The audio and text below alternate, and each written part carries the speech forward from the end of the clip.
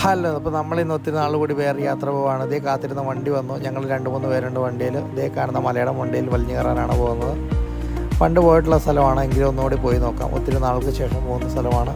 സ്ഥലത്തിൻ്റെ പേര് ഇതേ ബോർഡിൽ പച്ച അക്ഷരത്തിൽ എഴുതി വെച്ചിട്ടുണ്ട്. വേണമെങ്കിൽ വായിച്ചു ബാക്കി പോണ വഴി പറയാം. ഒരു ചെറിയ കോൺക്രീറ്റ് വഴിയാണ്, 2 സൈഡിൽ നിറച്ച് കാടും വെള്ളയൊക്കെ ഉണ്ട്. എങ്കിലും വണ്ടി പോകുന്ന സ്ഥലമാണ്, അതിൽ പോയേക്കാം. സമയം സന്ധ്യ ആയിട്ടുണ്ട്. സൂര്യൻ അസ്തമിക്കാനുള്ള ഏറെക്കുറെ സമയമാണ്. ഒരു ഈവനിങ് വൈബ് പിടിക്കാൻ വേണ്ടിയാണ് ഈ സമയത്ത് പിടിച്ചത്. നമ്മളെപ്പോലെ തന്നെ വൈബ് പിടിക്കാൻ വേണ്ടി കുറേ ആളുകളങ്ങ് പോയിട്ടുണ്ട്. അപ്പോൾ ദേ കാണുന്ന ചെറിയ ടൗണാണ് നമ്മുടെ വാഴക്കുളം, പൈനാപ്പിളിൻ്റെ സ്വന്തം വാഴക്കുളം. അപ്പോൾ വാഴക്കുളത്തിൻ്റെ അടുത്തുള്ള സ്ഥലമാണെന്ന് മനസ്സിലായല്ലോ. ഫ്രണ്ടിൽ ക്യാമറ പിടിച്ച ഞാനും, പുറകിലൊന്നും പിടിക്കേണ്ട അവന്മാർ നടക്കുന്നുണ്ട്. ചെറിയ വഴി, 2 സൈഡിലും നിറച്ച് വെള്ളം.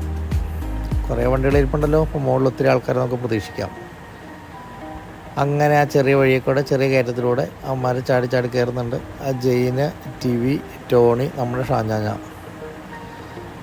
ചെറിയ കയറ്റമേ ഉള്ളൂ, വലിയ കയറ്റം പിടിക്കത്തില്ല. എന്തായാലും ചാടി പോകുന്നുണ്ട്. ആദ്യം തന്നെ ചെല്ലുമ്പോൾ ചെറിയൊരു ലാൻഡിങ് പോലത്തെ ഒരു ചെറിയ പാറയുണ്ട്. അത് കഴിഞ്ഞിട്ട് പിന്നെയും കയറ്റം കയറണം. ടിവി ഏറെക്കുറെ മടുത്തുവെന്ന് തോന്നുന്നു.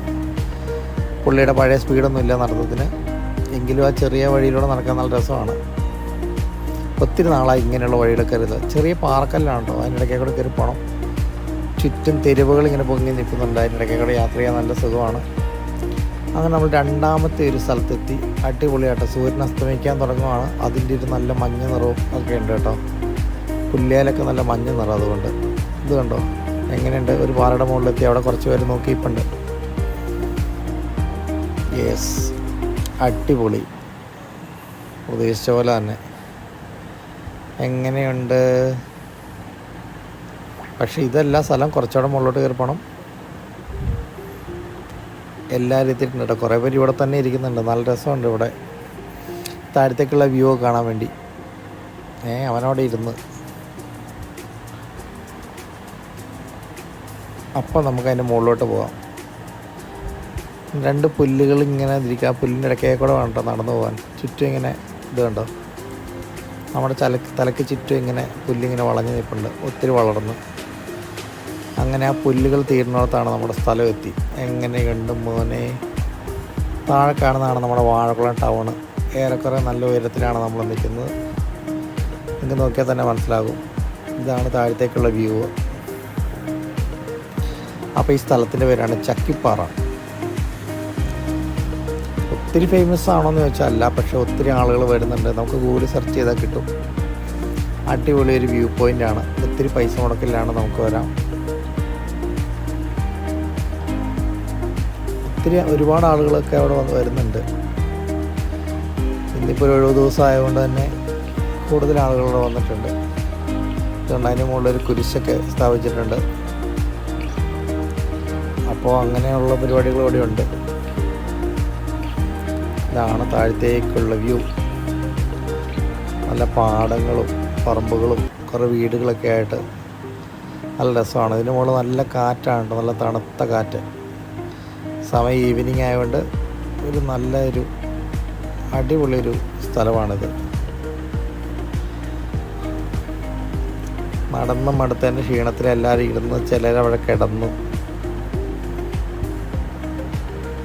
കിടന്നവരെ ഇരുന്നവരെല്ലാം കൂട്ടി നമ്മളൊരു സെൽഫി അങ്ങ് എടുത്തു.